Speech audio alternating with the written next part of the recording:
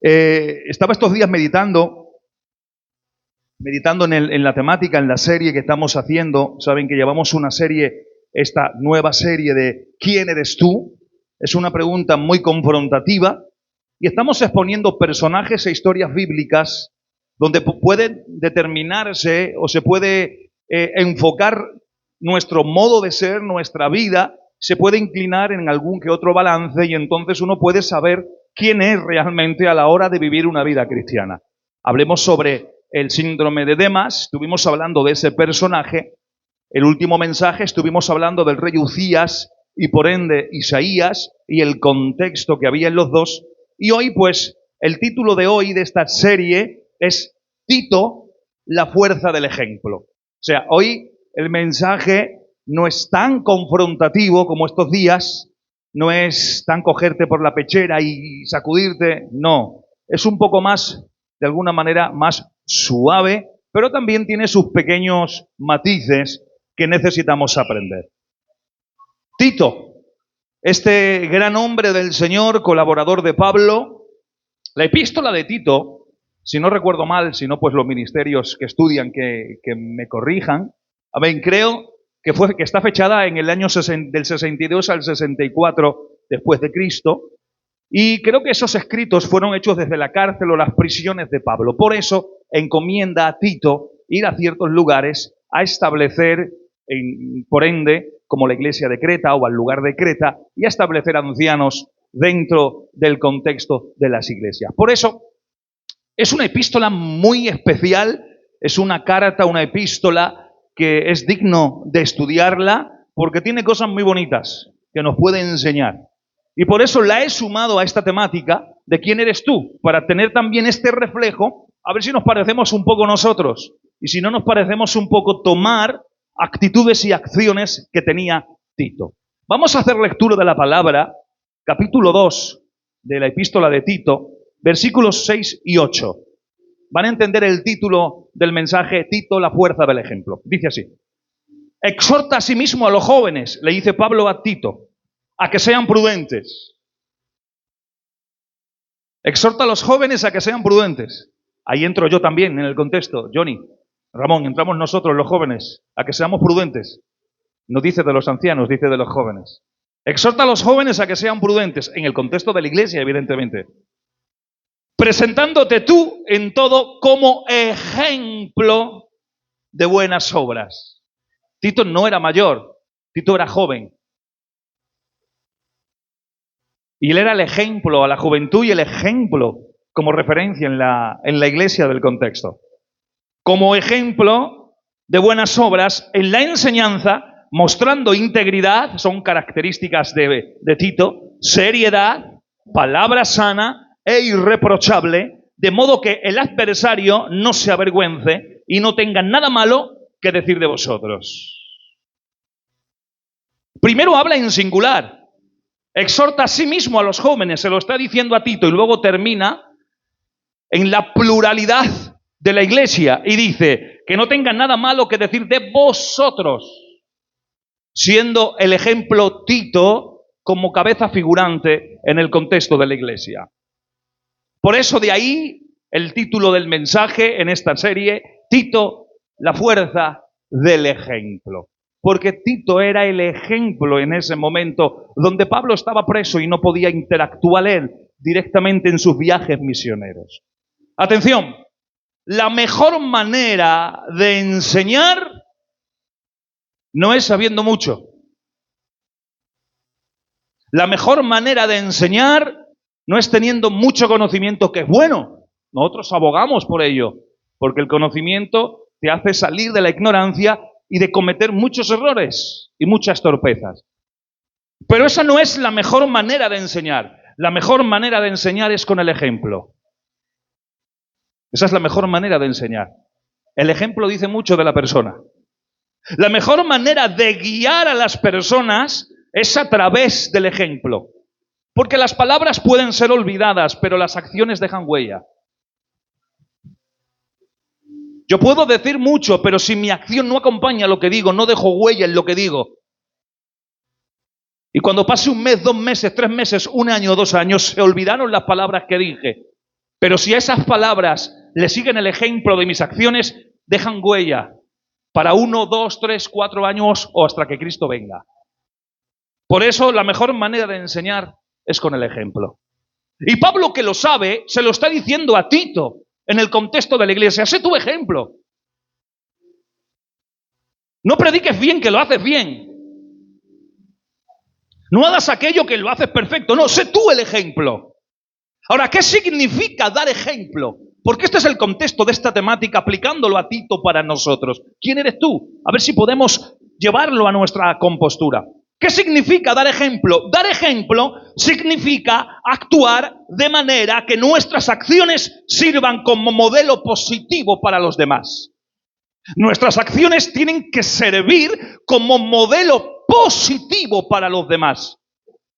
Que el verme a mí con mi ejemplo os anime a estudiar, os anime a orar, os anime a ayunar, os anime a ser mejores personas. Si es todo lo contrario, si viéndome a mí se os quitan las ganas hasta de venir al culto, entonces no estoy dando ejemplo en la congregación. ¿Amén? Por lo tanto, dar ejemplo significa actuar de manera que nuestras acciones sirvan como modelo positivo para los demás. ¿Qué significa dar ejemplo? Se trata de demostrar con nuestro comportamiento lo que decimos o enseñamos. ¿Me entienden? Dar ejemplo se trata de aquello que yo enseño y digo, mostrarlo con mi compostura y mi comportamiento. Yo no puedo decir, hermanos, vamos a ayunar toda la noche. Y a mí, que con mucho respeto, que me vayáis a la hamburguesería hinchándome hamburguesas. No casa lo que yo digo con lo que yo hago. Por lo tanto, no estoy dando ejemplo. Ejemplo se trata de demostrar con nuestro comportamiento lo que decimos o lo que enseñamos. ¿Qué significa dar ejemplo? Significa influir en las personas que nos rodean, motivándolas a seguir nuestra conducta, nuestros valores, nuestros principios. Tenemos que ser motivadores siendo el ejemplo. En la conducta, en el decir, en el hablar, en el vestir, en el andar, en el caminar, en la vida consecutiva cristiana. ¿Cuántos quieren ser hoy ejemplo para los demás? Puedes levantar tu mano en señal y decir amén.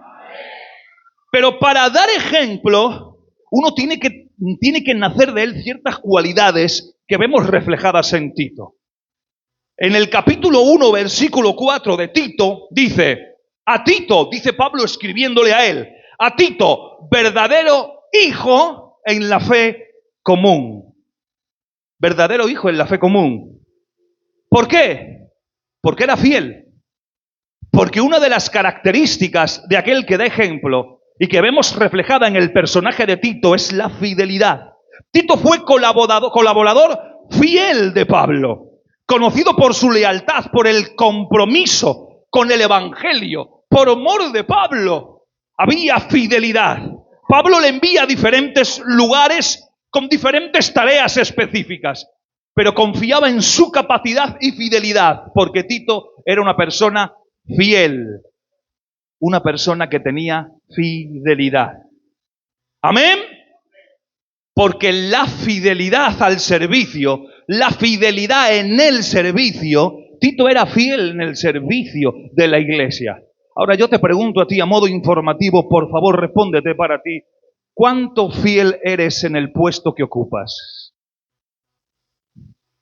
Y no confundáis, cuando digo puesto, no estoy enfocando el mensaje a los ministerios. Por favor, no se confundan, el mensaje es para todos.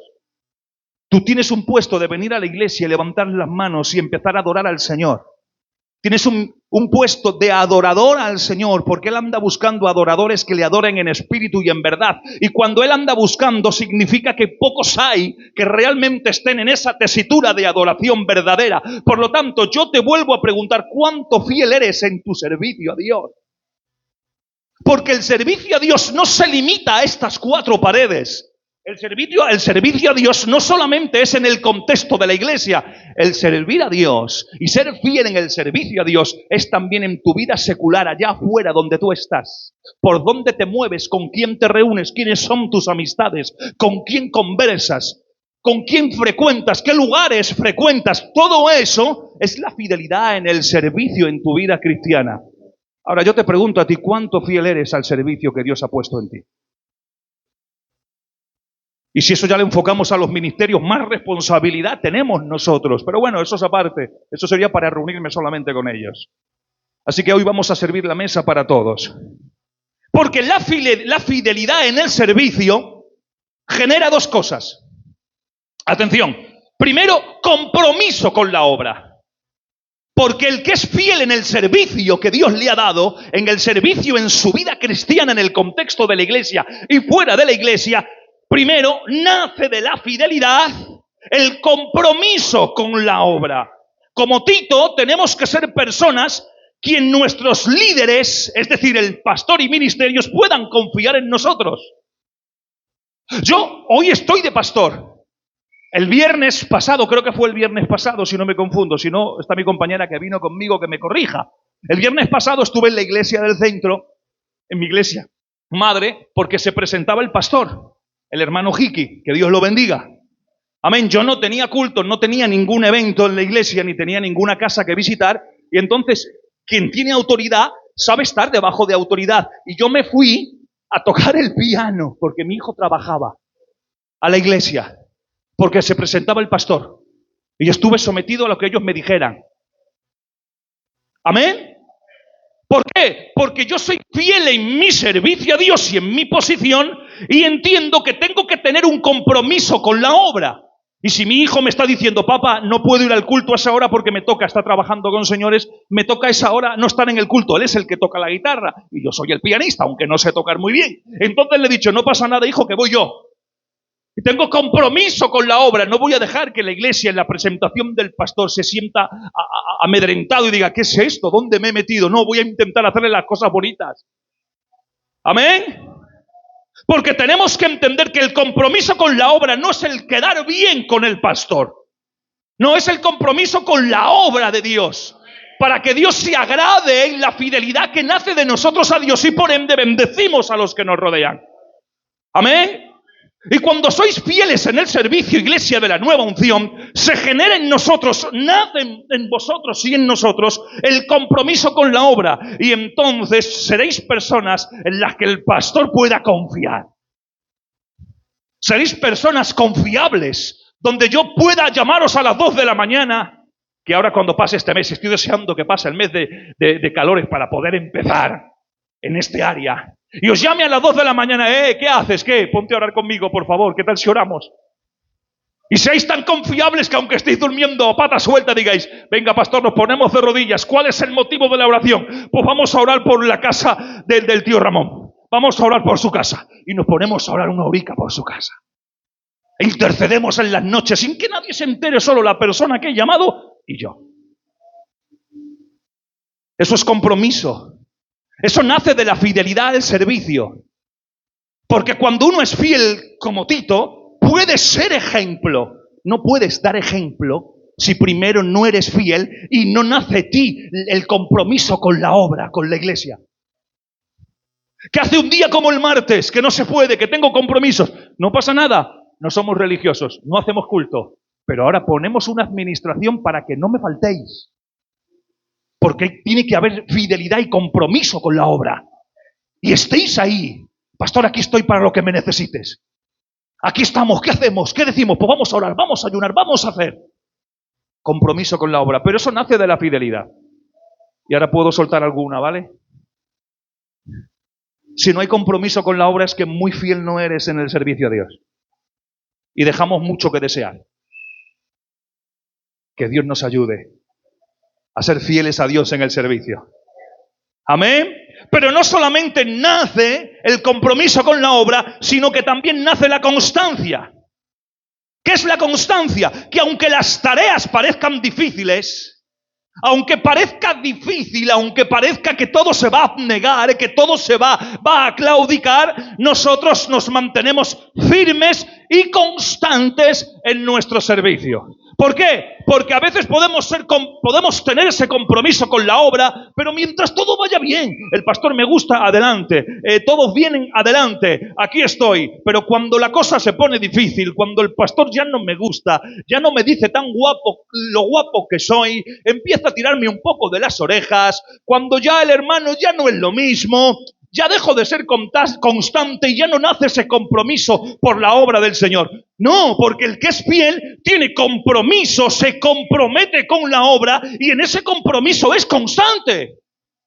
Que independientemente de cómo vaya la situación, independientemente de los problemas y de las situaciones que haya, tú eres constante, te mantienes fiel. Sigues, trabajas. Habrá días que trabajemos más, otros días que trabajemos menos, pero trabajamos, somos constantes. Y cuando hay fidelidad en el servicio y por lo tanto compromiso y constancia, hay otra cualidad, otras cosas que se destacan en Tito. Tito capítulo 2 del 7 al 8 dice: preséntate tú, le dice Pablo a Tito, en todo como ejemplo de buenas obras. En la enseñanza mostrando integridad, seriedad y palabra sana e irreprochable. ¿Qué nace cuando uno es fiel en el servicio y tiene compromiso con la obra y tiene constancia? También adquiere características de Tito como la integridad y el buen testimonio. Porque el que es fiel es íntegro y tiene buen testimonio. Lo voy a volver a decir, este trío de palabras que me encantan. El que es fiel es íntegro y por lo tanto tiene buen testimonio. El que no tiene o la que no tiene buen testimonio es porque no es muy íntegro o íntegra y por lo tanto no es muy fiel. El que es fiel es íntegro y tiene testimonio. Esa es la regla de la palabra. Amén. Por eso Tito fue un ejemplo de integridad y de buen testimonio en todo lo que hacía. No hubo palabra de reproche a él. Su vida reflejaba los valores del Evangelio. Su enseñanza era sana. Su enseñanza era digna de respeto. Y lo hacía con seriedad. Y por lo tanto, la seriedad con la que él predicaba y la autoridad con la que él predicaba, los ancianos de Creta que él previamente estipuló por ordenanza de Pablo, lo respetaban y se sujetaban, porque había seriedad en su enseñanza, había seriedad en su mensaje, había respeto y no había reproche en él. No se le podía reprochar a Tito aquello cuanto hacía. Era ejemplo en todo. Y todo lo que hacía iba acompañado de su conducta y su comportación. Amén. Por lo tanto, cuando uno es íntegro, uno tiene que vivir con integridad. Nuestras vidas deben ser un reflejo del Evangelio. Yo te voy a hacer una pregunta. Hoy voy a ser el señor de las preguntas.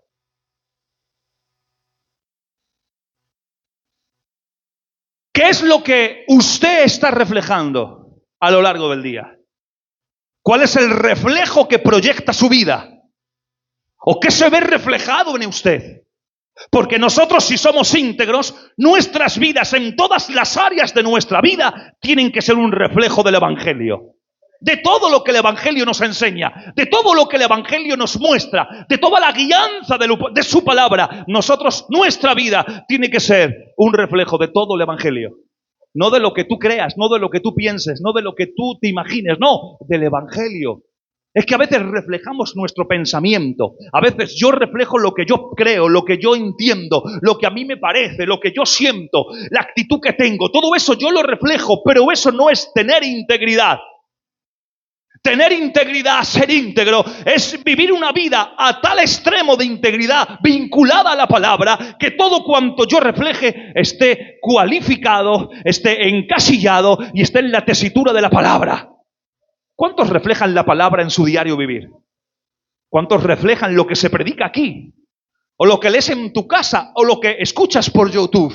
¿Cuánto lo reflejas? En base a cuánto reflejes te voy a decir cuánto íntegro eres. ¿Amén? Porque además no solo hay que vivir con integridad, sino que tenemos que ser ejemplos para otros, modelos a seguir.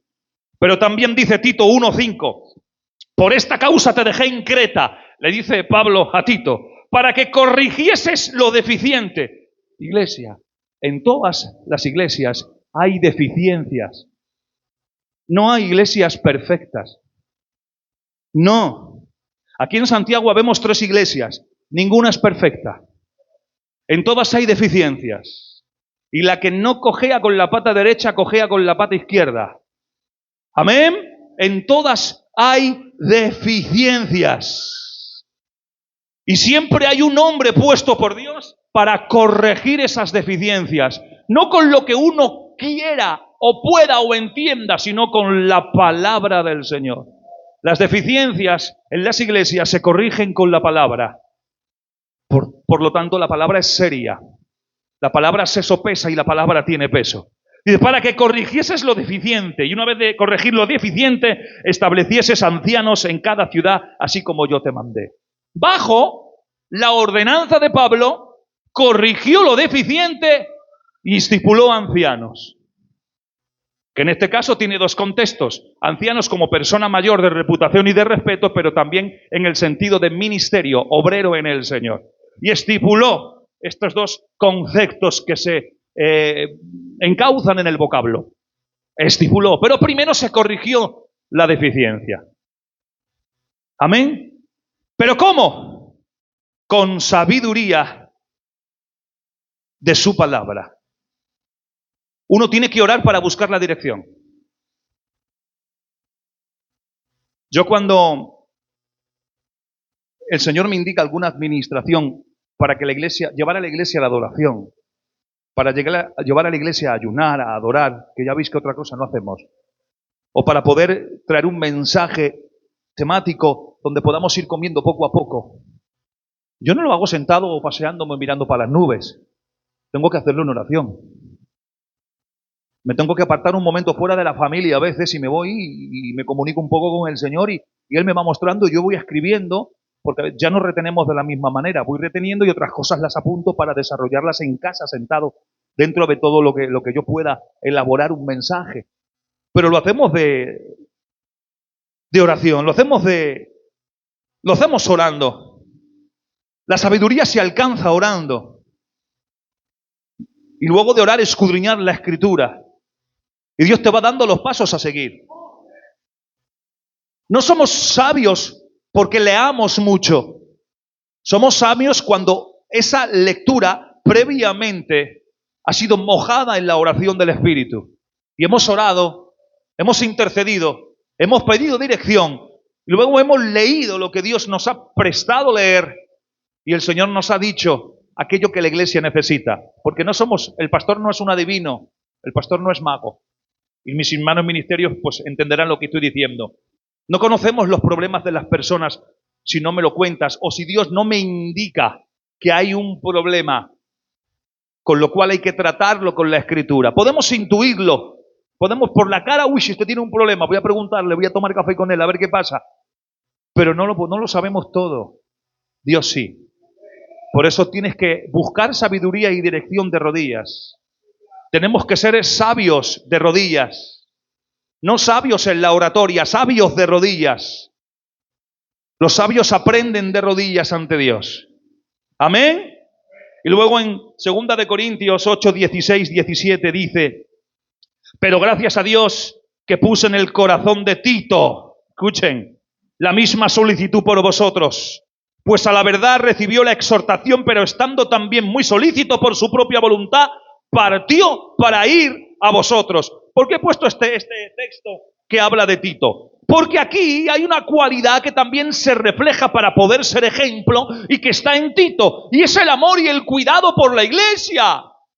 Uno tiene que tener amor por los hermanos, cultivar un amor genuino, profundo por nuestros hermanos en la fe, un amor sincero que fortalezca la unidad de la iglesia y el crecimiento de la iglesia. Hubo exhortación de Pablo a Tito y salió de Tito, de su corazón, de su amor por la obra, de ir y de partir a la iglesia que se menciona.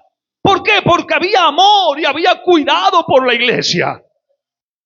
Tenemos que fomentar el amor en la reunión de la iglesia, el amor entre nosotros.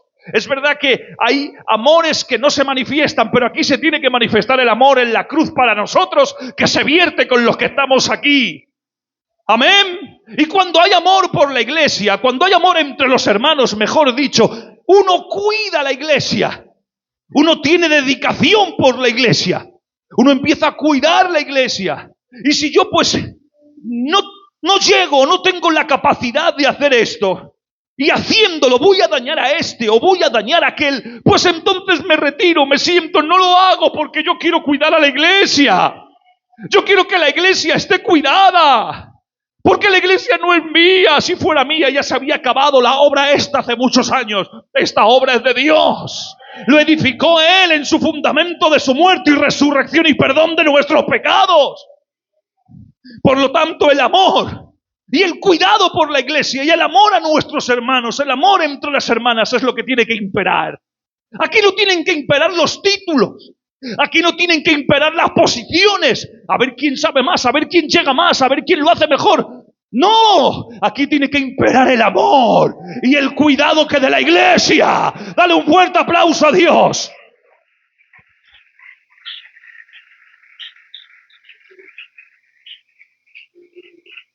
Y cuando uno tiene amor y cuida a la iglesia no es dañada con nada, porque estamos todos a una como Fuenteovejuna. Todos juntos. Y si hay aquí un deficiente, un error, o esto va a causar un daño, todos nos ponemos para que no se dañe la iglesia. Porque dañar a la iglesia es hacer afrenta contra Cristo, que es el dueño de la iglesia. Y yo tengo una frase, perdónenme, una frase muy mía, que no era muy mía, que la tomé de otra persona, pero que la he hecho muy mía. Y tengo que ser muy sincero y estoy en un púlpito y no puedo mentir. Yo digo muchas veces, prefiero ser enemigo de los hombres, pero no enemigo de Dios. Prefiero quedar mal con usted, pero nunca jamás voy a quedar mal con Dios. Y eso es una regla mía, propia, que a veces me ha llevado a discutir con gente y a quedar mal con gente y a no tener trato con gente por defender la verdad de la Escritura. Porque sé que Dios es más duro en su castigo. Y no quiero que me tome reprimendas, no aquí en la tierra, sino allá cuando me presente en el juicio de los galardones, y que se me resten galardones. ¿Qué adelanto que haya predicado mucho? ¿Qué adelanto que haya pastoreado? ¿Qué adelanto? Si cuando subo arriba, ya te has llevado tú el honor y el aplauso abajo, ya te has ganado la pleitesía del pueblo. ¿Qué estás esperando que yo te dé aquí? Aquí no te voy a dar nada. Pero aquí, cuando uno pasa privaciones, cuando uno lucha por mantener la obra del Señor, amén, el que paga es el Señor, porque esta obra es suya. Por eso, digo, prefiero ser amigo de Dios y enemigo de los hombres. Y es algo que vivo y que me condiciono y quedo esclavo por esa palabra. Amén. Pero eso puede destacar en nosotros que somos fieles, que somos íntegros, que tenemos compromiso con la obra, que tenemos constancia en la obra y que tenemos amor con los hermanos y cuidado de su iglesia. Amén.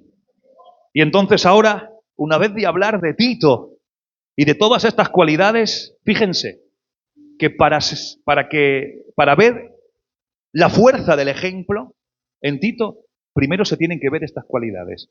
Si todo esto, ¿quién eres tú?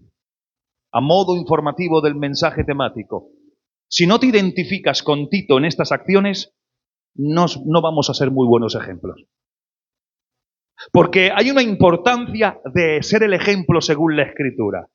Filipenses 4:9 dice, lo que aprendisteis y recibisteis y oísteis y visteis en mí, dice Pablo, esto haced, y el Dios de paz estará con vosotros.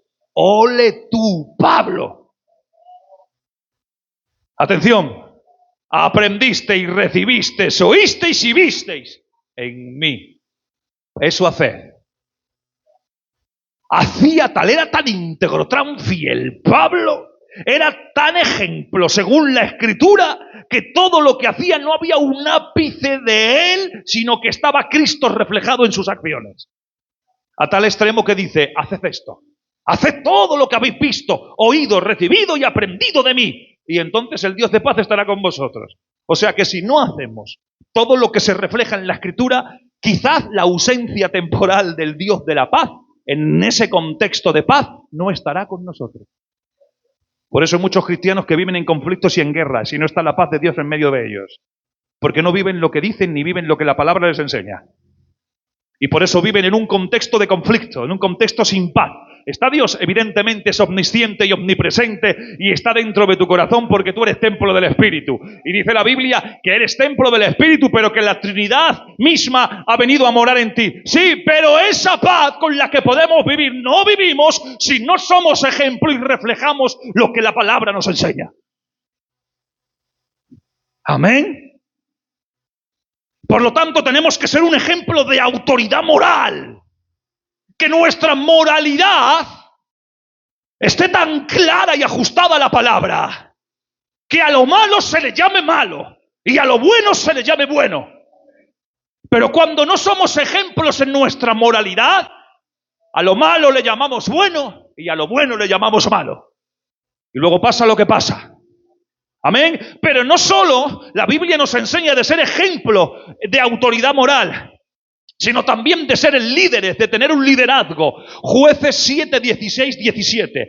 Y repartiendo los 300 hombres en 3 escuadrones, dio a todos ellos trompetas en sus manos y cántaros vacíos con teas ardiendo dentro de los cántaros. Y les dijo Gedeón, miradme a mí, y haced como yo hago. He aquí que cuando yo llegue al extremo del campamento, haréis vosotros como yo hago.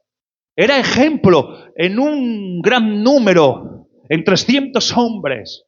Era ejemplo, hacedme, miradme a mí. Era ejemplo de liderazgo. ¿Qué significa ser líder? Tener liderazgo. ¿Ser pastor? Sí, además de ser pastor y ser ministerio. Pero tú eres líder, hermanita, de tu casa. Tú eres líder, hermanito, de tu casa. Hay un liderazgo dentro de tu hogar. Y a veces el hombre quiere estar ahí y la mujer lo desanima. Y el hombre quiere y que alcanza y la mujer derriba.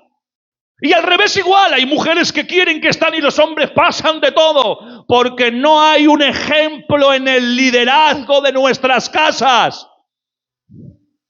Y luego solo aclamamos al Señor cuando hay crisis matrimonial, cuando hay crisis en nuestros hijos, cuando hay crisis en nuestra casa, cuando hay un remolino de circunstancias. Señor, nos ayudas, pero si tenéis que ser ejemplo de liderazgo en vuestras casas, si tenéis que llevar el liderazgo, hombre y mujer, aquí no se trata de tener ministerio, no vamos a entrar en esa polémica porque la Biblia enseña que la mujer no tiene ministerio ejerciendo el ministerio aquí en un púlpito, pero sí hay liderazgo, sí hay consejo dentro del hogar, sí hay comunión y participación.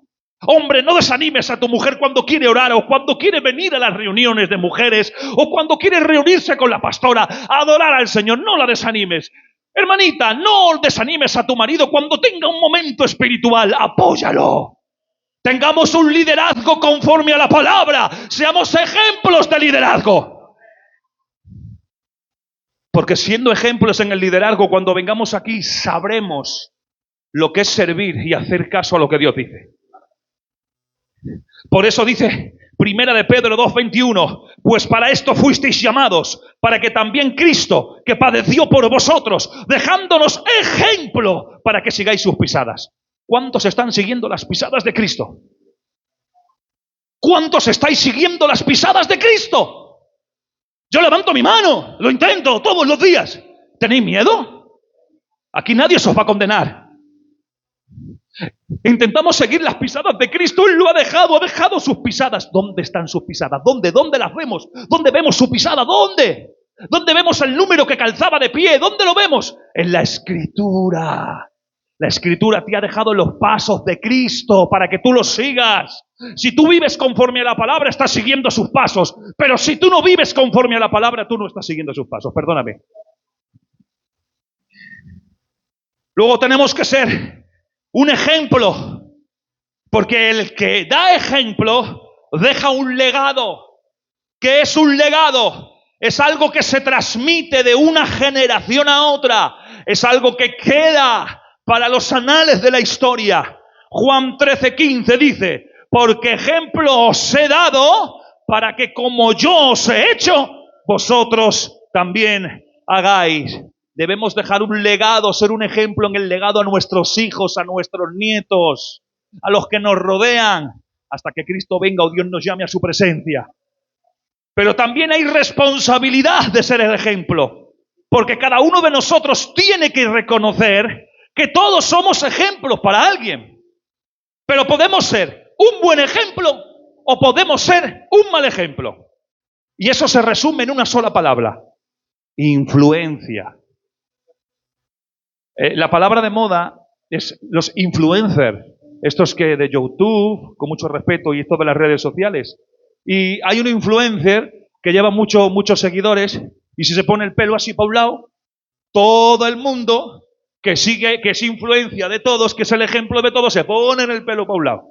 Si hay que ponerse una V aquí tatuada, pues todo el mundo se pone la V tatuada, porque es un influencer, es una influencia, es un ejemplo bueno o malo que mucha gente sigue. Todos somos ejemplos de alguien. Todos. Todos somos ejemplos de alguien o de algo. Primero, a ver cómo lo puedo decir. Solemos ser siempre ejemplos de nuestros hijos, los padres, y de las hijas, las madres. Solemos siempre ser, somos los primeros donde damos ejemplo. Y conforme seas tú, así tu hijo al principio va a crecer viéndote a ti. ¿Amén? Tendrán un carácter mejor o peor que tú.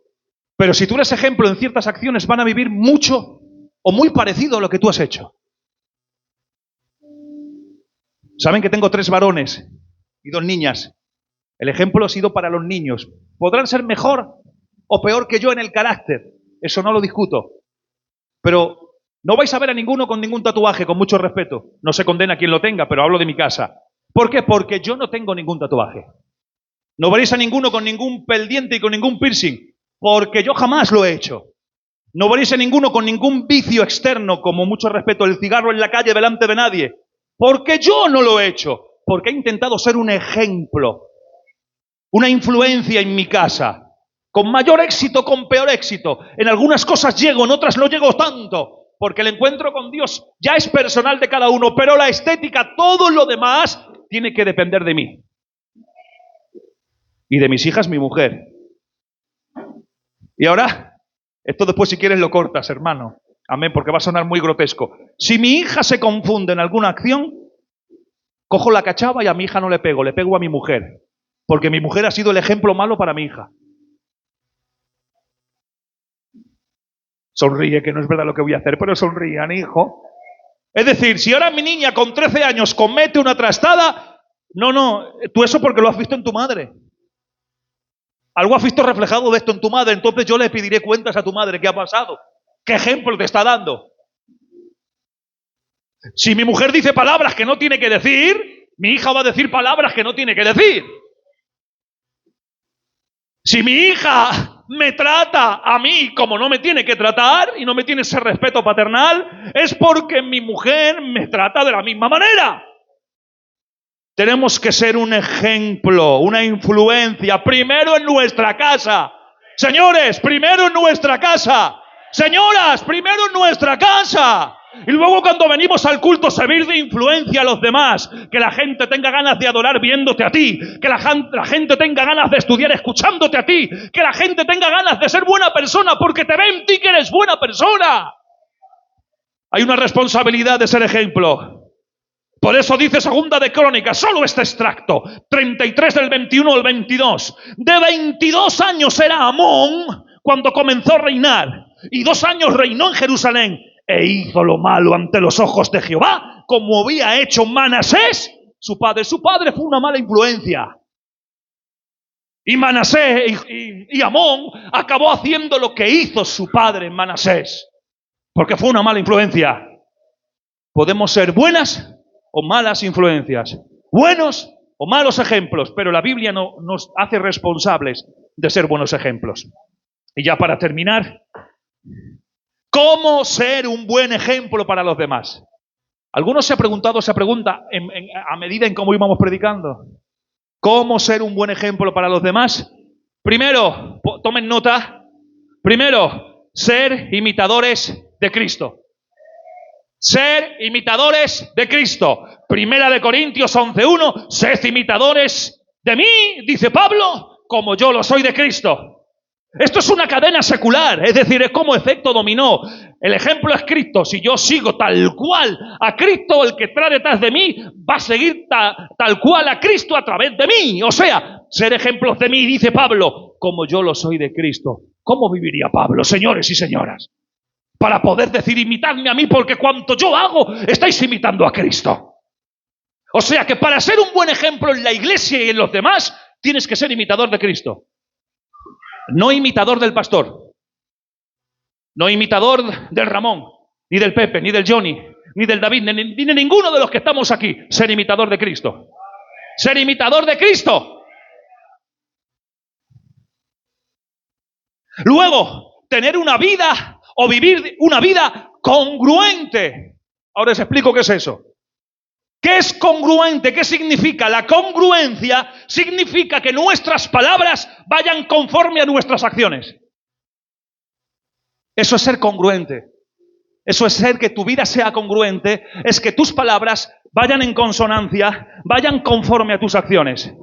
Tú no puedes decir una cosa y mañana y mostrar con tus acciones otra cosa. Tus hechos tienen que ir acompañados de tus palabras y tus palabras acompañados de tus hechos. Eso va unido, no se puede separar. Tampoco se puede confundir. Por eso dice Mateo 23:1-3. Entonces habló Jesús a la gente y a sus discípulos diciendo: en la cátedra de Moisés se sientan los escribas y los fariseos. Así que todo lo que os digan que guardéis, guardadlo y hacedlo. Mas no hagáis conforme a sus obras, porque dicen y no hacen. No tenían una vida congruente. Decían, pero no hacían. ¿Habrá alguno de esos o de esas aquí? No. ¿Ninguno? ¿No? Y si hay alguno, no pasa nada, apagamos las luces y oramos por ello. Tengamos una vida congruente. Que lo que digamos vaya acompañado de lo que hagamos. Amén. Para poder ser un buen ejemplo para los demás. Y luego termino con este último punto. Ser esforzados y valientes para ser un buen ejemplo. Josué 1:9 dice: mira que te mando que te esfuerces y seas valiente, no temas ni desmayes, porque Jehová tu Dios estará contigo donde quiera que vayas. Ser esforzados y valientes para tener y ser un buen ejemplo para los demás. Termino con el título: Tito, la fuerza del ejemplo. Tercera parte en esta serie temática. Puntos suspensivos y prácticamente creo que el último mensaje de esta serie será el día que venga, el día que tengamos que predicarla. Así que damos un fuerte aplauso a su palabra.